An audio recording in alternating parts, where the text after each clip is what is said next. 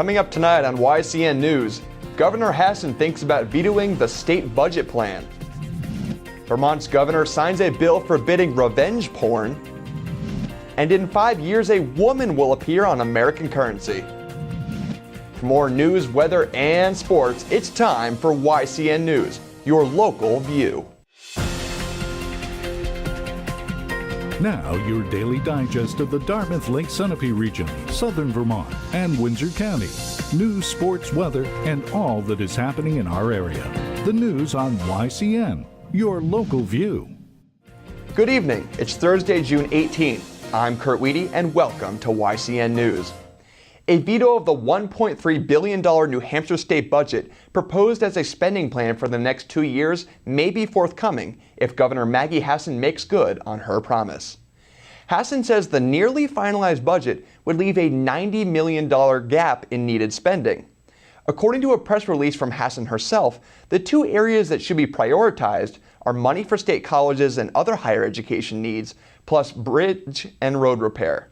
Hassan says the budget plan coming out of the Committee of Conference favors tax cuts to large businesses and puts corporate needs over smaller businesses and residents' needs. Turning to the governor of Vermont, Peter Shumlin has just signed into law House Bill 105, also known as the Revenge Porn Bill. Revenge porn is the act of posting sexually explicit images of someone online without their consent. The bill makes this act punishable by fines or up to a 5-year prison term. Advocates of ending sexual violence strongly support this new legislation, which takes effect on July 1st of this year.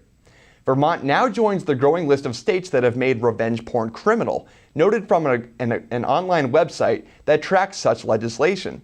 To learn more about the Cyber Civil Rights Initiative, go online to cybercivilrights.org. When it arrives in the year 2020, it will be a first: a woman's face on the American bill.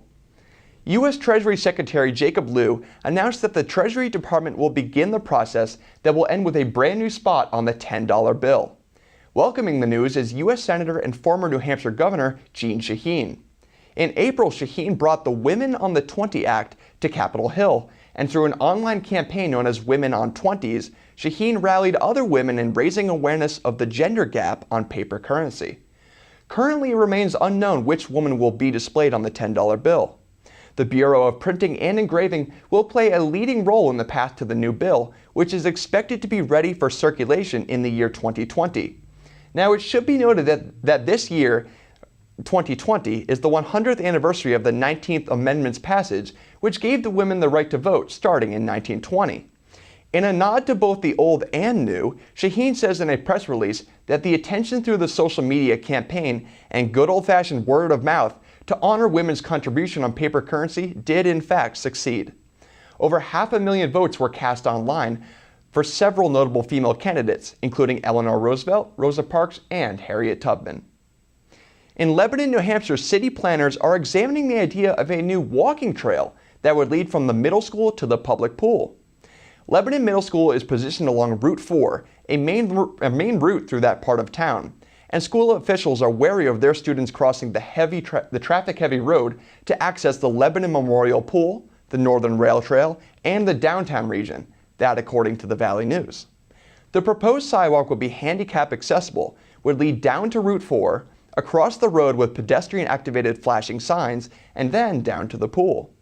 The project's engineering is being spearheaded by Hoyle, Tanner, and Associates, and currently only exists as an outline. Now, Lebanon had received around $250,000 as part of a Safe Routes to School grant from the state in 2013, and plans to use this grant money towards the new path. Yo-yo. No, I'm not talking slang. The Windsor Public Library has just launched a new yo-yo club for all ages. The club plans to meet every other Wednesday starting June 24th at 2:30 p.m. at the library. The library's director, Christine Porter, is also a former international yo-yo performer, and new students under her instruction will receive a card with a trick list and will rank up through levels of proficiency. Participants can bring their own yo-yos, purchase one with help from the library, or borrow one during lessons. If you are interested or would like to learn more, you can call 802-674-2556. Coming up on YCN News, we introduce a new segment that highlights the new London Bar and Playhouse.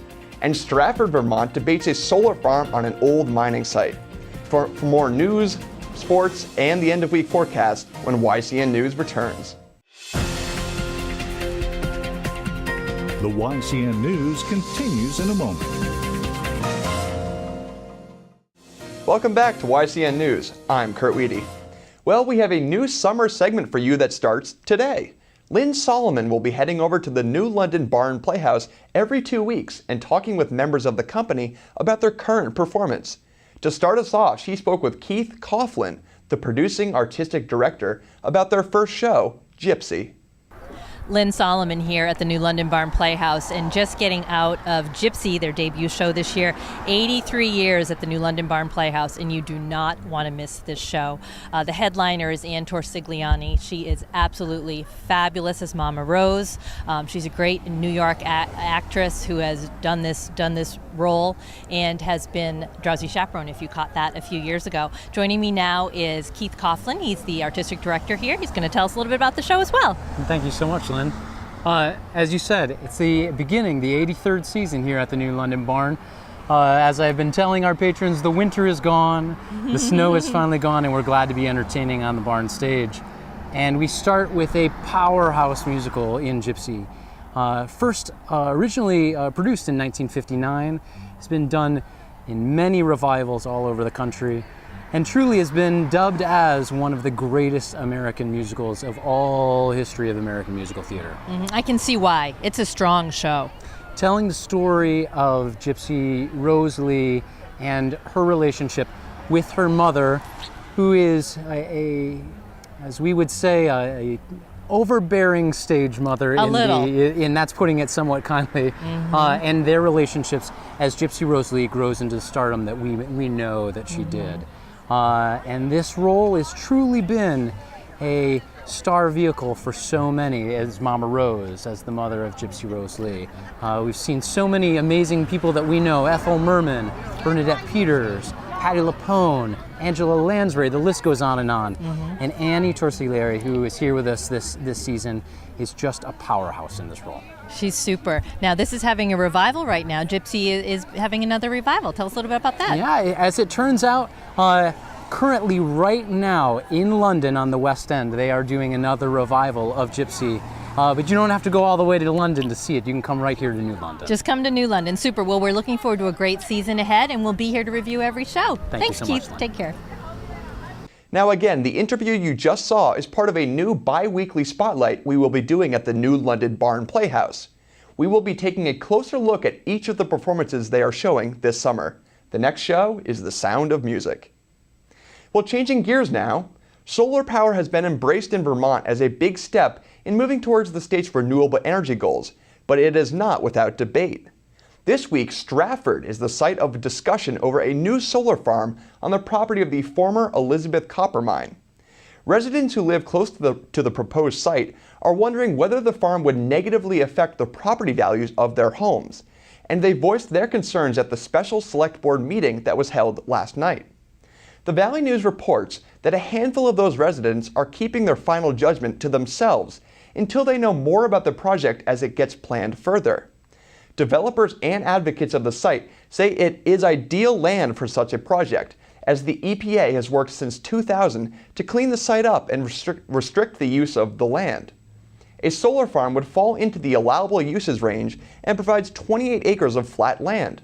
The Select Board held their Wednesday night meeting in advance of their regular scheduled meeting on June 24th, where they will discuss the plan further. After the break on YCN News, River Valley Chronicle host Elizabeth D'Orazio had a chat with Jennifer Lombardo of the Friendly Kitchen in Concord. We'll have that conversation when YCN News continues. The YCN News continues in a moment. Welcome back to YCN News. I'm Mike Pizzone. Well, it was pretty nice out there for the bulk of the day today, and it looks like things will only improve as we head toward the weekend. There's about a 50% chance we could see some showers tonight, with temperatures bottoming out at about 56 degrees. The skies will clear up throughout the day tomorrow, making for eventual sunny skies and a high of 72 before falling to a low of 50 degrees tomorrow evening. Things will be even better Saturday with bright sunny skies and a high of 73 during the day and a nice comfortable low of 58 Saturday evening. Now let's take a look at our community calendar to see what's happening in the region. The Bellows Falls Farmers Market will be held tomorrow from 4 to 7 p.m. on Canal Street in downtown Bellows Falls, Vermont. The market will be held rain or shine and feature fresh meats, vegetables, and much more. Friday Night Bingo, sponsored by PFI, will be held tomorrow beginning at 6:30 p.m. at KJ's Place on River Street in North Springfield, Vermont. Doors open at 5 p.m. and cost is $15 per package. The second annual Newport Brew Fest, hosted by the town's Chamber of Commerce, will be held Saturday from 9 a.m. to 3 p.m. on the town commons in Newport, New Hampshire. Tickets are $25 at the gate or $20 in advance. All week we've been bringing you extended highlights of the 4 championship games held over the weekend featuring our local teams in the Twin State area. So today we'll break down the Bellows Falls baseball team's trip to Centennial Field in Burlington, Vermont for what was the program's first trip to the title game since 1999. The 4th-ranked Terriers entered Sunday's game at Centennial Field in Burlington, Vermont with high hopes of claiming the program's first title since 1999. But they also knew 2nd-ranked Lamoille would be a worthy opponent based on its impressive playoff run. And with both teams starting their aces on the hill, base runners were few and far between, as it wasn't until the 3rd inning when senior Carson Fulham's 2-out triple to the wall in right center resulted in the first hit of the ballgame. Unfortunately for Bellows Falls, however, senior catcher Ethan Illingworth couldn't drive in the potential go-ahead run, popping out to center to end the threat with no damage done. The Terriers had another golden opportunity in the 4th when a hard grounder off the bat of Liam Hackett, followed by an errant throw, left the sophomore on second, before a pitch to the back of Reed Corson and an eventual passed ball put 2 runners in scoring position with 2 down in the inning. But in similar fashion to the previous inning, Chris Armstrong's bunt was handled by Lamoille's 3rd baseman to end the threat. Armstrong was nothing short of dominant on the hill through a hitless first 3 innings, but the senior ran into trouble in the bottom of the 4th with 1 down and a runner on 3rd. And the Lancers made sure to capitalize, crossing the plate with the game's first run on this errant pickoff attempt by Illingworth from behind the plate, before this RBI single from Eric Hoadley drove in what proved to be the game-winning run. Armstrong threw 1 more scoreless inning for Bellows Falls, capping off a 1-hit, 5-strikeout effort in his final high school outing.